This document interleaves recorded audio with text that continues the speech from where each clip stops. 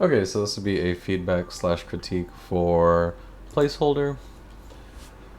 Oh, man, I haven't done these in a while. I think I don't remember. I'm sure we've talked and you've seen me around the whole Feng Discord stuff. You probably know the drill, but just in case, we'll do the usual. Hey, you might know me as Shazam or Captain Marvel or whatever name is on Discord. Anyway, I'm just a nerd who likes Tekken, right? I am by no means a professional at this game. I am simply saying, based on my experiences as playing Fang and fighting against Fang and watching Fang gameplay and Tekken 7 in general, here are areas I think you can improve on. Here's my food for thought. It is by no means gospel, it is just something to consider, right? With that out of the way, moving on into the gameplay. So I watched the gameplay a few times, just kind of see like, all right, what are my thoughts? What are some areas that I'm like, oh, this is fine, or areas that you can improve on? I usually do like the whole breakdown at the end, but I'll just kind of preempt it by saying your overall offense and your overall kind of like approach to neutral just feels a little too rigid, right? It's like you'll see it in the Bob gameplay where I'm constantly seeing like the same sort of play patterns. Down back 3, wall standing 1, down back 3, wall standing 4, down back 3, into a mid. And it's not necessarily to say that these are bad options. It's that you're not doing enough and not utilizing enough Fang tools to make the opponent constantly second guess when it's okay to take their turn, right? Like I know it's Fang and he's got to take risk involved in order to do some of this stuff. Like one sidestep left and you're really sad, right? But you're not utilizing enough of your tools to make your opponent second guess their offense and pressure, so they're able to kind of keep playing their game and do however they want. And with Fang, you have to utilize like that mental stack, because for Fang, a lot of times the best kind of frame advantage he's gonna get is mental frame advantage, which all things considered isn't very bad, right? Like Aris was saying, sometimes the best kind of frame advantage is just your opponent's hesitation, and that's all you need, right? So just something to consider is that how can you utilize the tools Fang has to make the opponent second guess taking their turn more, or second guess how they're going to block, right? But we'll talk about more as the matches progress.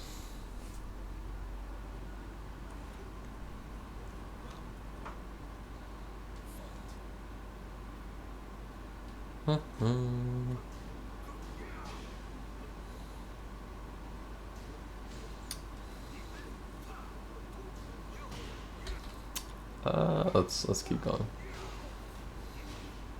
Wait, what did you do? What the hell did counter it?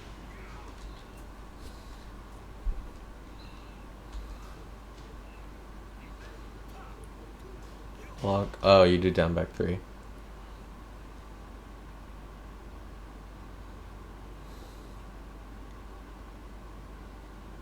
It's not the worst thing to do. No, we'll keep going.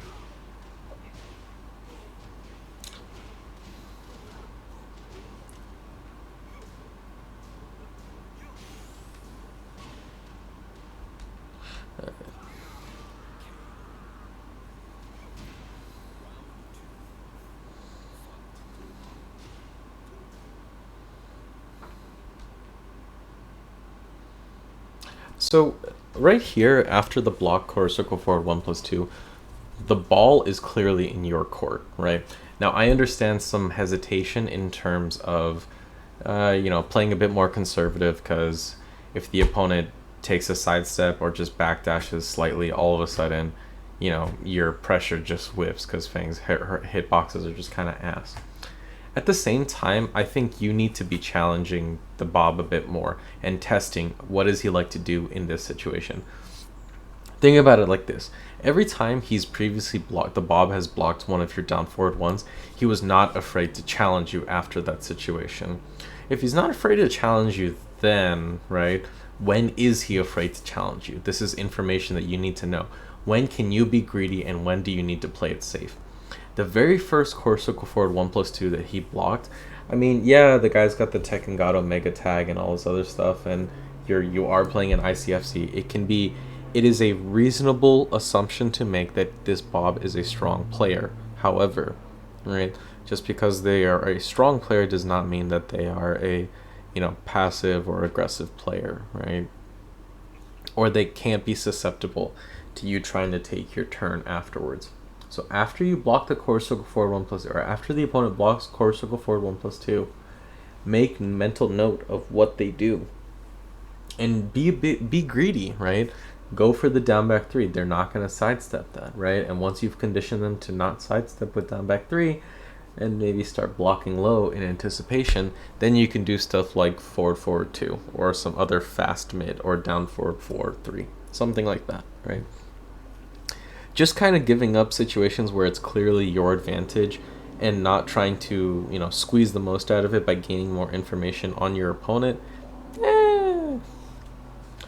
No, like, backdashing isn't the worst thing in this situation, but I think here you need to start racking up that chip damage and try to get that life lead in your favor as much as possible. So let's see what the Bob does.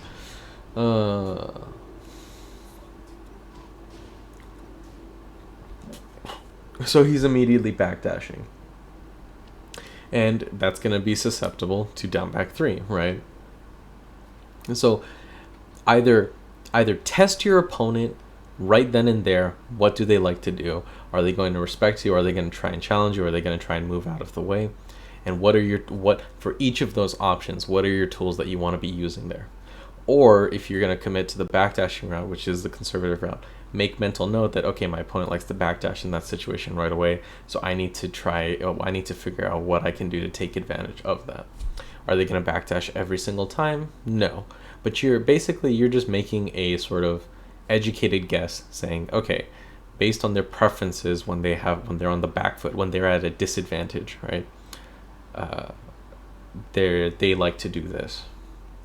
Advantage and disadvantage is not set in stone in Tekken, right? But at the base level, at the most basic level, after quarter circle forward 1+2, you are +4, the Bob is -4, right? They can still backdash and sidestep and move around some stuff. Like, I'm pretty sure if you do jab, it'll whiff and stuff. But you are at advantage, the Bob is at a disadvantage. And in those moments, how your opponent reacts will give you insight into what type of player they are.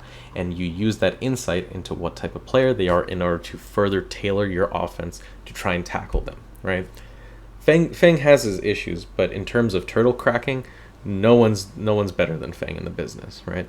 Now, when he cracks a turtle, it might not just be like some explosive launch, it might just be a poke, but this is perfectly fine because you have the life lead, you can keep chipping away and keep running away with that advantage, right?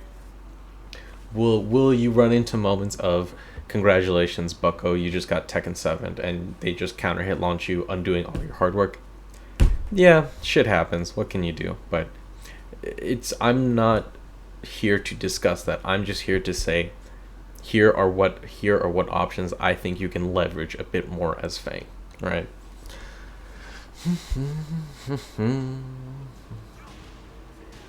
Nice.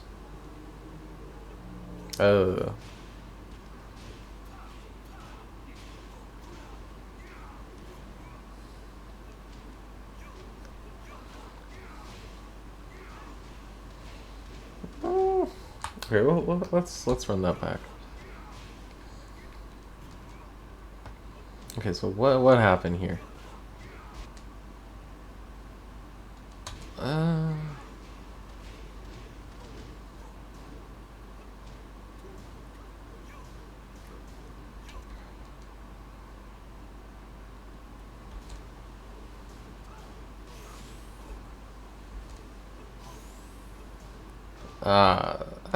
The double down back. I don't think it was the worst thing, but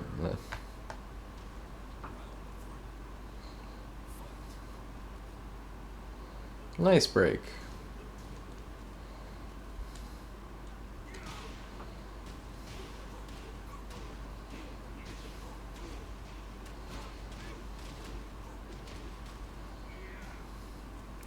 Man, this guy just shits out damage, huh? That's pretty crazy. Good punish.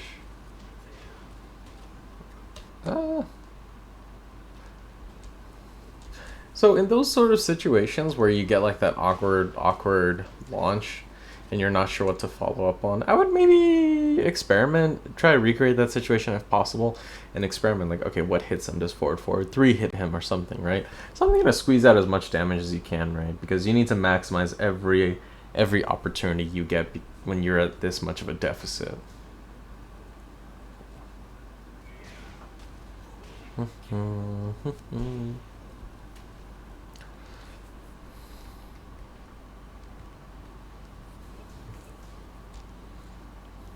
Dragon's Nest again.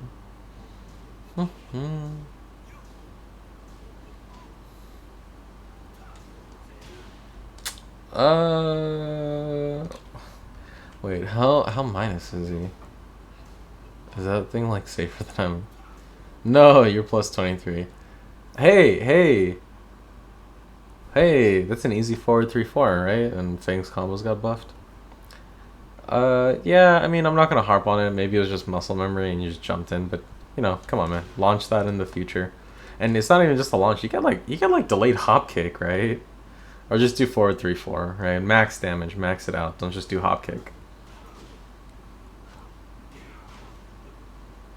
That's pretty crazy that the whole thing's pretty negative, huh? Good, down forward 3. Okay, but where's that move hit? Oh, right. So that's another thing I want to talk about. He should have been dead, right? He should have died right there. You should have done forward 3 into shoulder, right? I'm 90% sure Bob falls to it. Given the damage buffs, previously it's kind of like, hey man, you should probably do forward 3 into shoulder because it ups your damage by a lot, right? And previously I wouldn't stress it as much. But given the damage buffs Feng got, like, unscaled shoulder does so much fucking damage, right? And in these moments when the opponent is going to be left with a sliver of life, that is the difference between life and death, right? So maximize. You have to, again, you are playing Feng in a Tekken 7 system. I mean, the character has some bullshit, but you have to maximize every advantage you can get. And so future matches with this guy or any character that falls to the whole forward 3 into shoulder, use it and abuse it, right? Like, he straight up would have been dead there, and that would have been your round. You got the round eventually, but it's that kind of like, you never want to give. I'm gonna use the phrase "don't play with your food." I know you're not playing with your food, but you understand my sentiment here, right? It's just kind of like, don't give your opponent any inch of an opportunity, because it's fucking Tekken 7. All of a sudden, all you need is one more hit, and then all of a sudden they just make a huge comeback and kill you. It's very risky. So,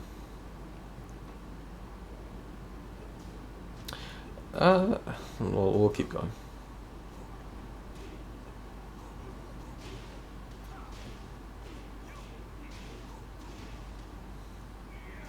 Nice.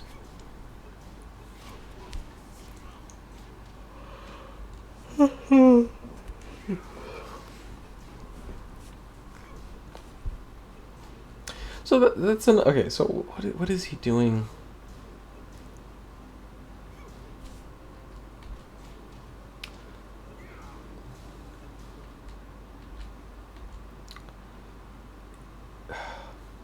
That's another situation, right? Of just kind of like, I feel like you're being too passive.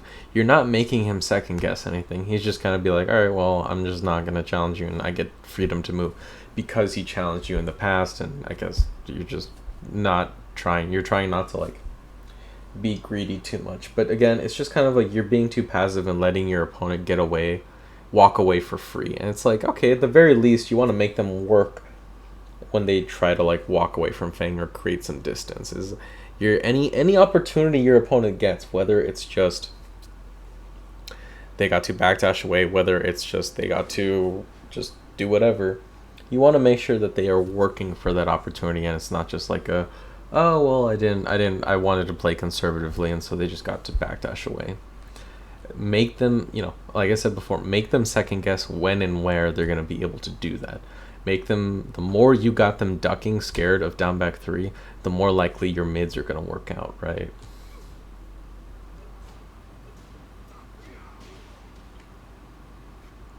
I usually save this for when your back is like really to the wall. Like right here, your back isn't really to the wall, but I think you gotta be mindful of your stage. Dragon's Nest is just very claustrophobic, and you need to just start sidestepping right away and start positioning. Because if you can already see from the angle that both you and the Bob are pretty close to the wall. One good launch can turn into like an awkward side wall splat, but the main important thing is with one good launch and maybe a sidestep, someone's getting wall splatted, right? And you want to be constantly trying to force your opponent into an awkward position and have that back be to the wall as much as possible, because that's where, your sidestep mix-ups, they can't backdash away from it, and sidestep 4 and all that other stuff becomes pretty fucking deadly, right?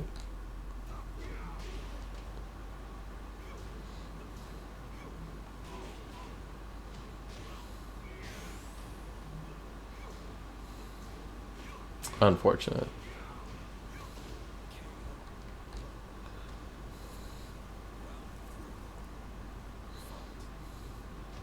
Nice.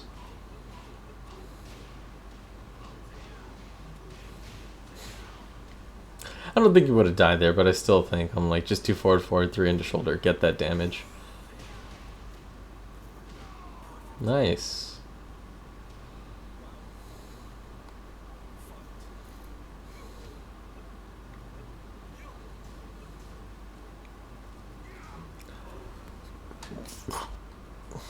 Uh, we'll talk about that later. But man, down 4-3s. This hitbox is so weird. Oh. Oh no. Oh no. Rip. You tried.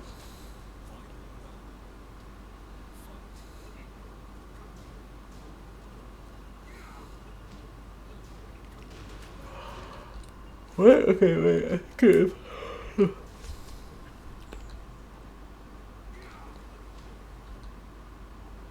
Was that you, or was that the Bob's inputs? I guess whose inputs are these? I'm assuming they're the Bob's. Unfortunate. I was wondering what you did that got you counter hit. That grab has some range to it. Huh.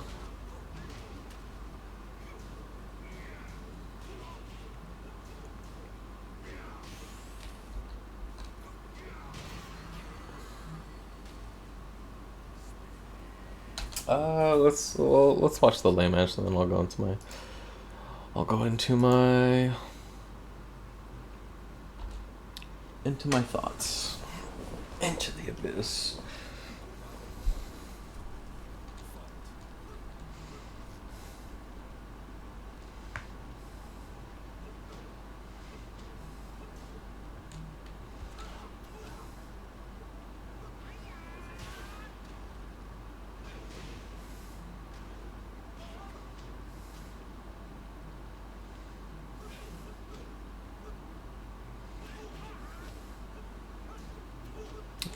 So, that's unfortunate. Wait, did you press into it, or what happened here? Oh, you pressed into it. This matchup, it just feels like there's a lot of unfamiliarity on your side. I think once you get to here, right? Okay, so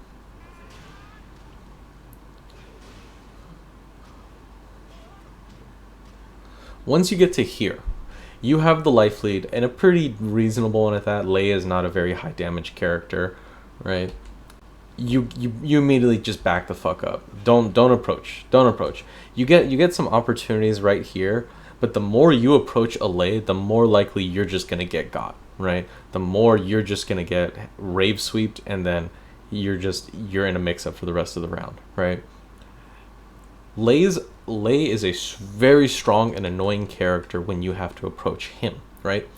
When he has to approach you, that's a whole different ballgame. That's really just about the player at that point. Does he have tools? Yes. But a lot of it is just going to be about the player. How good are they at using forward 3, right? How well are they able to make you second guess trying to punish Lei after forward 3? And the bottom line is that Lei's tools to approach you are far less potent than they are you know, playing keep out, playing with play dead, and all this other bullshit that you have to deal with.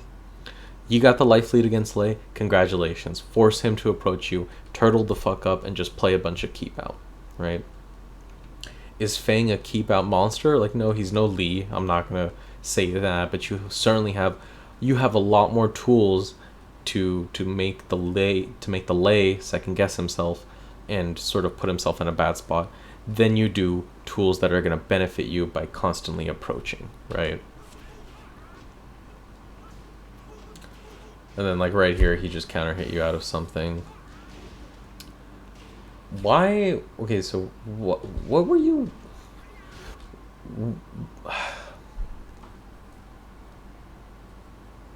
I guess I just questioned what's up with the back Kenpo right then and there.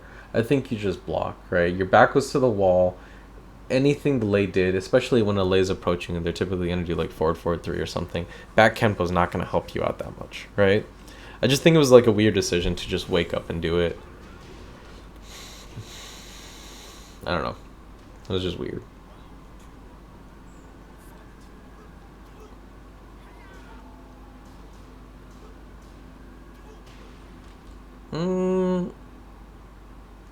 So wait, how plus is he after that? He's +5? Holy shit. Oh, huh. I guess that makes sense. Yeah, I guess in that situation, in the future, just backdash, because both of you are at even life, and then if the Lei does anything, you can just do forward 3-4, right? Yeah, here we go. Yeah, there you go. I guess low parry also works, but it's like, it depends on the situation. That's a mid? That's crazy.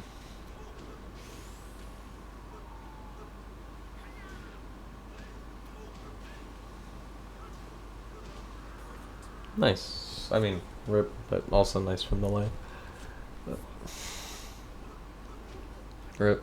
Yeah, see, this is what I'm talking about, right? It's that when you're approaching a Lei, you have to be just super, super judicious. Like, if you press a button, you swear on God's green earth that button is gonna hit. I'm exaggerating for dramatic effect, but I'm trying to stress the point of just like, don't approach a Lei if you don't have to, right? When you do approach him, just calculated steps, right? It's a war of attrition. You're trying to make the Lei lose patience before you do, right? And he's gonna overextend by trying to play his keep out. Shoulder basically hits grounded, so you should be able to hit play dead, right? All that sort of stuff. It is an uphill battle, but there are tools and things that you can do to sort of make this grindy matchup in your favor, right? Running up and doing down back 3, I don't think is one of them, but I understand the desire to do so. My brain also did that as well when I first saw the Layla kind of run away.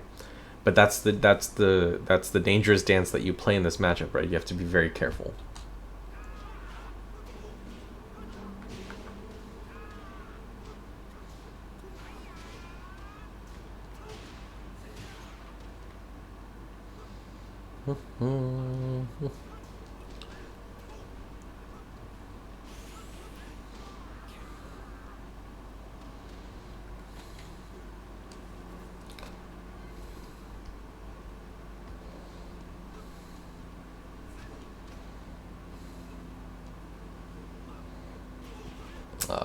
It's unfortunate.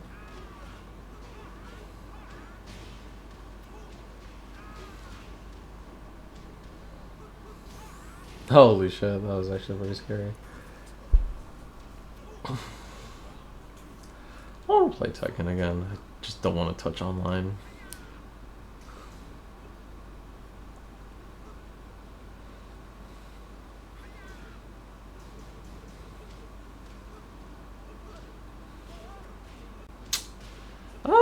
It worked out. It's whatever. Nice. Nice. See, that's what I'm talking about. I mean, you're already in Kenpo.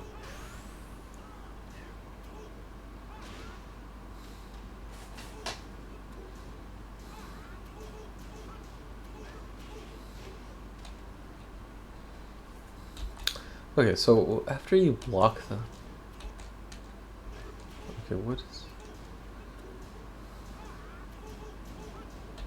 Okay, so you are +4. The lay is... Oh, I guess he can just continue it. Weird. Okay, I don't know what happened there. I thought there was a gap you could take advantage of, but it doesn't look like it.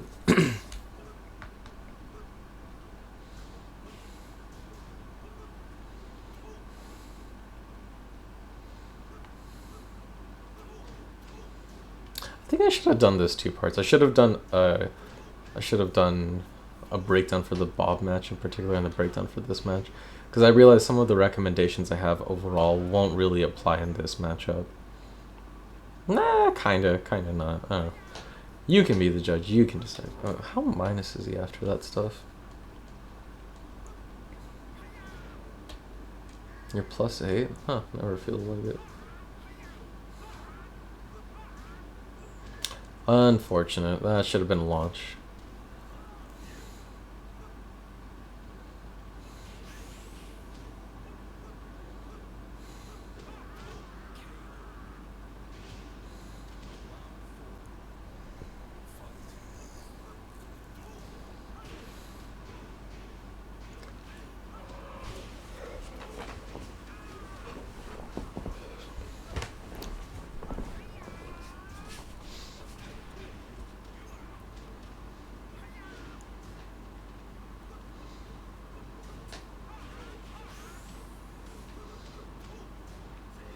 Unfortunate. Okay.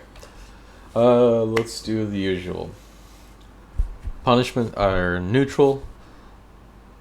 Punishment / matchup knowledge, combo / Oki, personal opinion stuff. Neutral. So I'll just try to make this less confusing. For the Bob matchup, right? All this time throughout this entire set, I didn't see a single back turn stance. I didn't see a single sidestep attempt from you, right? And you're just not... Like, I understand everybody's got their preferences for tools they like to use with Feng, but it's kind of like, by not utilizing those stances enough, you're not creating more... You're not making the opponent more aware of other options you have and forcing them to keep track of all this stuff, right?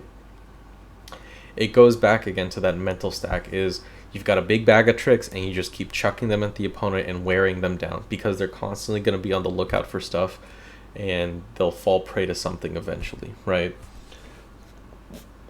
And I'm not telling you to suddenly start doing strings in their face, but you understand what I mean, right?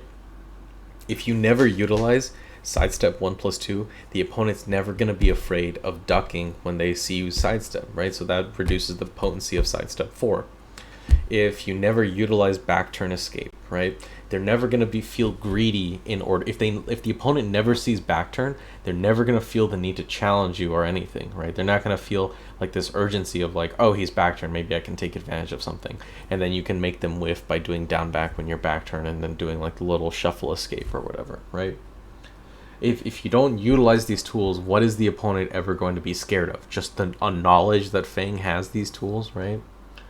So try to sprinkle those in a bit more, right? When you do down back 3, yes, you are left in force crouch, but if the opponent is not challenging you when you do down back 3 while standing 1, be a bit more greedy. See how far you can take it. Do down back 3 and then do sidestep 1+2 or even sidestep 2, right? Do down back 3, sidestep 2, hold down back to escape, down back 3, sidestep 1+2, down back 3 again when you expect the opponent to try and like challenge you finally with like a jab or something, right? So just basically spicing up your play patterns after down back 3 would be the biggest thing, and then just trying to utilize more of Feng's tools to make your opponent, you know, susceptible to this. If I, as the Bob player, never see you in back turn, never see you trying to do for a sidestep move, I never have to worry about those things because they never showed up in the match, right? There's also a degree of too much defensiveness in your pressure, not enough greed, right? Just something to kind of try and press the advantage when you have it, right? Press the advantage when the Bob blocks quarter circle for 1+2 and you know that they're just going to backdash. At every opportunity that you get, the opponent should be second guessing themselves. Can I really backdash here, or should I backdash and hold block or hold down back, right? And if they do backdash down back or try to do low parry or something, and on your good read you just do core circle forward 2, right? Or fuck it, you just do forward 3-4, like these big call out moves. It makes them constantly second guess themselves again. They are putting themselves in a mix up by constantly having to guess, fuck, what do I do in this situation? Now, granted, obviously the meme of, oh, they'll just sidestep left. Well, they're less likely going to, because at the ranges that you're at, down back 3 should work fine. I think your timing and usage of down back 3 is very strong. I just don't think you're doing enough with the frame advantage on hit, and you're not doing enough with the on hit situation that you could be doing, right? Other aspects of neutral. In the Bob matchup, I can't quite remember. Mainly just stage awareness, just kind of being like, okay, I'm on Dragon's Nest. If I take like one backdash, my back is to the wall, so I should constantly be trying to like sidestep. And sidestepping as a thing is not just like utilizing the sidestep move, but just also sidestepping, right? Everybody knows about Feng's sidestep tools, so utilize the name to your advantage, right? If you sidestep to try and position yourself away from the wall, and then the Bob sees that and expects a sidestep forward, so he starts holding down back, hoping to like block it, or if he starts backdashing, he's not going to be repositioning himself to corner you, right? So where's a good situation? Is it here? No, the thing was during the daytime. No. Maybe it was here. Yeah, okay, so like right here, right? So right here, well, he does the armor move, unfortunate.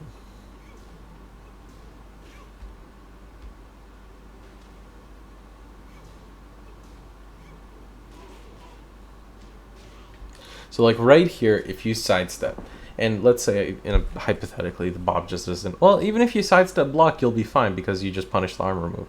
So if you sidestep, and the Bob, assuming he didn't already input the armor move and stuff, and he's just seeing you sidestep, and his inclination is to just block, this is great, because as you do sidestep, where do you go? You're doing sidestep right, you're putting the Bob in a worse position because his back is going to be more aligned with the wall, and the Bob isn't challenging you and trying to punish you for doing so, right? And then he sees that you just get a free sidestep. It might incentivize him more to challenge you, it might not. But the goal of putting yourself in a better position is achieved, and now the Bob is on the back foot because his back goes to the wall, and it's kind of like a dicey situation, right? So experimenting with that in your neutral, just kind of remembering that, hey, this is a 3D game. How do you utilize the 3D to your advantage? Other things to remember and or consider in this part of neutral. Not that I remember. Okay. Versus Loco Lei, right? You got to be an Iron Fortress, dude. You cannot be running up and trying to challenge this Lei. At most, you maybe do shoulder, right? When he's back turn, just do shoulder. No, shoulder's range is very risky. But I still think at most you do like shoulder, maybe. I would actually test that. What is better range, shoulder or down back 3? If down back 3 has better range, I don't know if that's really good or really sad. But experiment with that. But in neutral for this situation, I still think the other aspects apply. Like you need to start doing back turns. You need to start doing sidestep moves and stuff to try and make the Lei second guess himself, right? Like if you do back turn and then you hold down back and the Lei tries to chase you down and you're able to just block it fine.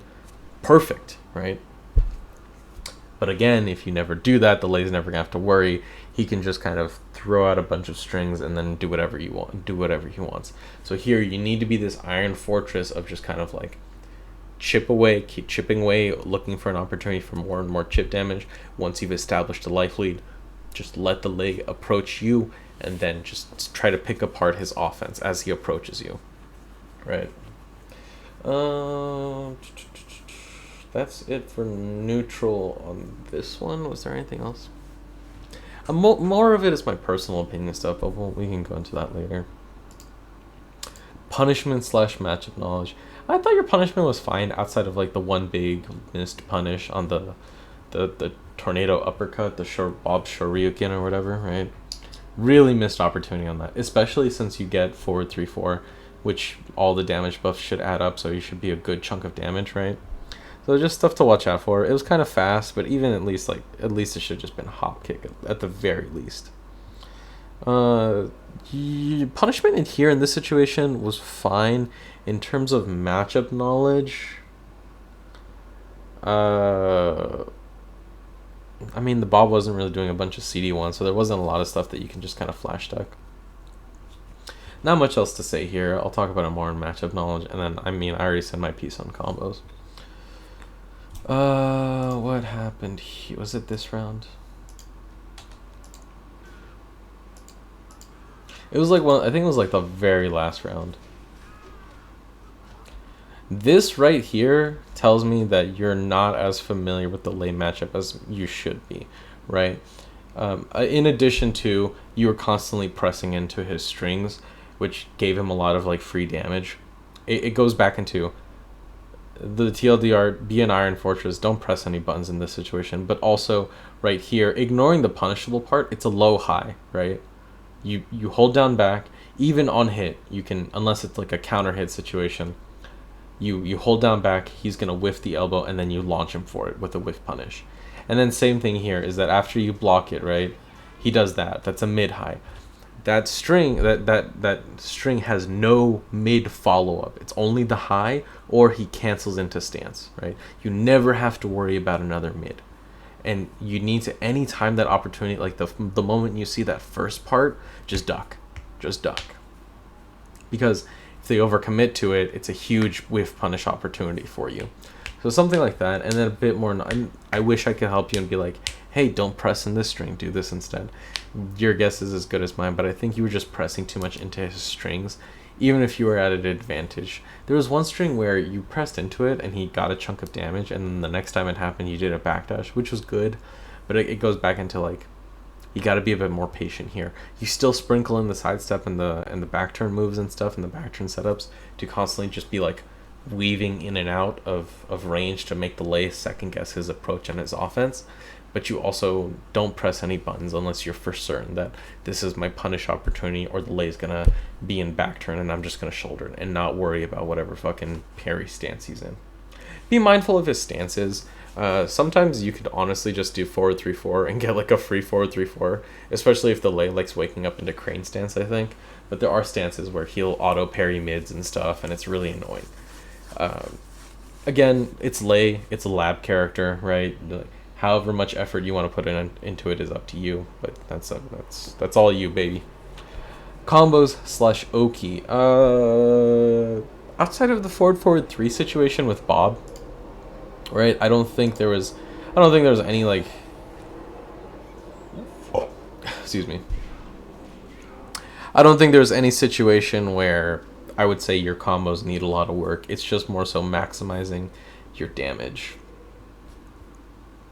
Other aspects would be something like, again, utilizing the sidestep stuff, because then when you're at the wall and you start sidestepping or something, the opponent's just in a fucking blender, right? Like, they're already unsure of what you're going to do based on previous experiences, or you've already conditioned them to just keep respecting sidestep 1+2. How do you know when you've effectively conditioned someone? I don't know. It's just something that it's gonna be based on a feeling that you get from your opponent, right? When you keep doing sidestep 1+2 the entire round, and then finally the one time at the wall you do sidestep 4 and they just die, right? Something like that. Or you just commit. You're literally never gonna do a fucking low, and it's like the no mix up, right? It's like, oh, he's gotta do the low at some point, and it's like, no. Your opponent does not control the buttons you press. If you want to do sidestep 1+2 the entire fucking round to maybe cash out later, that is a strategy, right? So, but you're never able to implement these strategies and reach for those opportunities if you never use the tools in the first place, right? Punishment / matchup knowledge, combo / Oki, went over it. Personal opinion stuff. When you do down back 3, you are left at personal opinion stuff. These are moves that I think are neat, but your mileage may vary, right? Especially with Feng. He's got a bunch of unique tools. Everybody's got their ups and downs. They all have their preferences. When you do down back 3, right, you are left in full crouch, which isn't a lot, right, but it's still a decent amount. Like, he doesn't have a full crouch mix-up that's really scary or anything, but you can get some extra chip damage here and there. How much chip damage is full crouch down forward 1?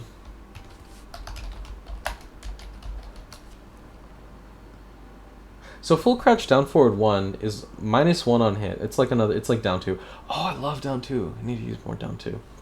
It's like a down 2 on hit, right? But it's 19 damage. So when you combine full crouch down forward 1 after a down back 3, right?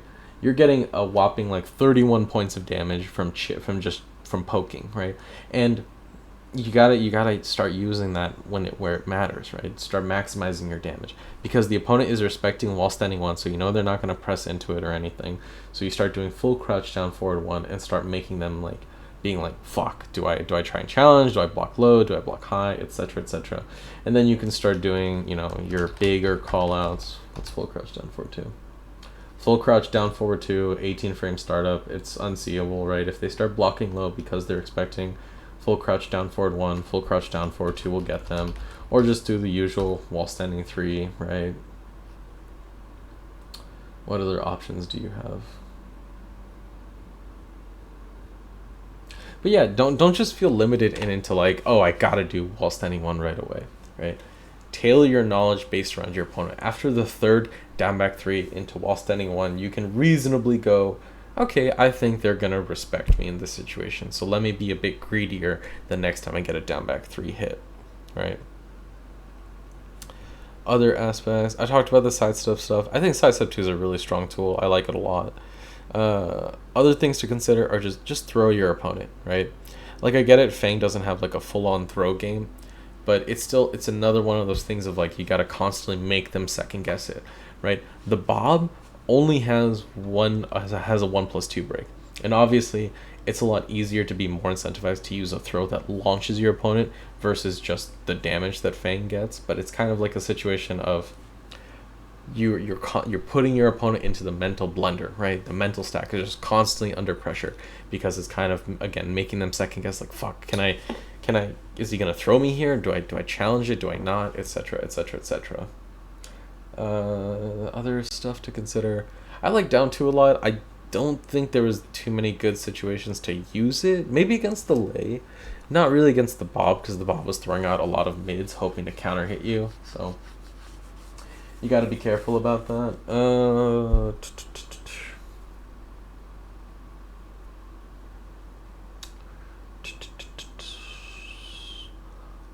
Other tools that I like, but your mileage may vary. I felt like you could have used a bit more core circle forward 1, right? Use it as during your approach to kind of like mask the down back 3. Don't just do dash in down back 3, right? It's a situation of, it's a 20 damage low that's unparryable, right? So yeah, it's like, oh, it's reactable, and yeah, it's on that borderline, and it's getting there, right? I'm not gonna say it's the fastest move in the game, but it's another thing of the opponent should be second guessing when they see forward movement from the Feng. They can't just be expecting like, oh, he's gonna do down back 3, right?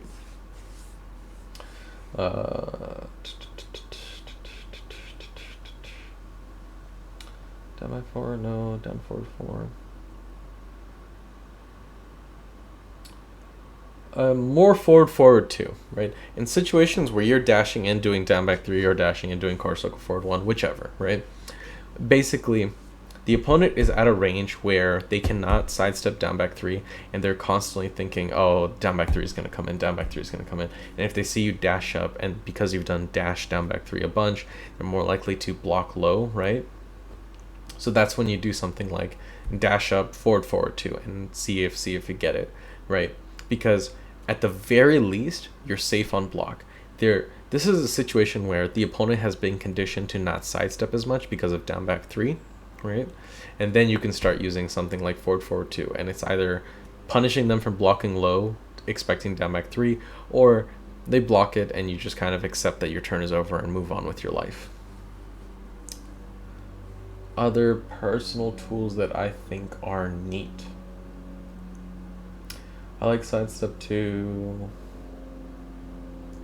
Maybe a bit more aggression with core circle forward 1+2, but that's neither here nor there. Oh, there was a... Oh, fuck, I can't remember. I forgot which round it was, but either the lay matchup or the bob matchup. Basically, their back was to the wall, and the first thing you do... Oh, I think it was the bob. Was it the bob?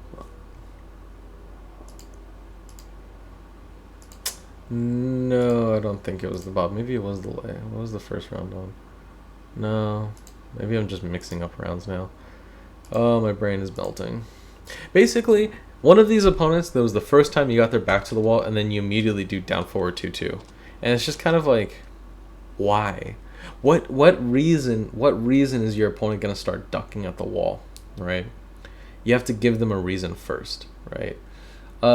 Side step 4 obviously is going to be pretty scary, but if the opponent's not respecting the matchup to begin with, like you can't go just based on, okay, well, they must know side step 4 exists, so I think they're going to start ducking at the wall. You got to give them a reason to, right? Or if they're not moving around at the wall too much, don't just kill your turn with down forward 2-2, right? First, do something like core circle forward 1+2 and give them reasons to kind of be like, fuck, I gotta do something, right? So if they start pressing, so if you do core circle forward 1+2, they start pressing buttons because either the move's slower, they try to backdash, then you do down back 3, and then they start blocking low, and then you rinse and repeat going back to core circle forward 1+2 or your other mid of choice, etc., etc., etc., right? Like that ebb and flow. Whenever you, I don't want to keep rambling on. Oh god, I've probably gone on for too long. At the end of the day, it's this: when you want to utilize a tool, what are the tools that go hand in hand with it, right? If I want to use my lows, what are the mids I'm going to start using to make my opponent scared of ducking, right? And then once they just keep stand blocking, then you start using those lows, right? How do you make whatever tool you want to use, right? First is, what's the tool that you like to use? Okay, cool, you got it. Second, how do you make your opponent susceptible to those tools, right? Sometimes it'll just start using it and they'll start freaking out about it, but other times it's kind of like all right, let me soften them up a little bit, let me do a bunch of mids, and then when they least expect it, I'll do my low or I'll do my throw, etc., right?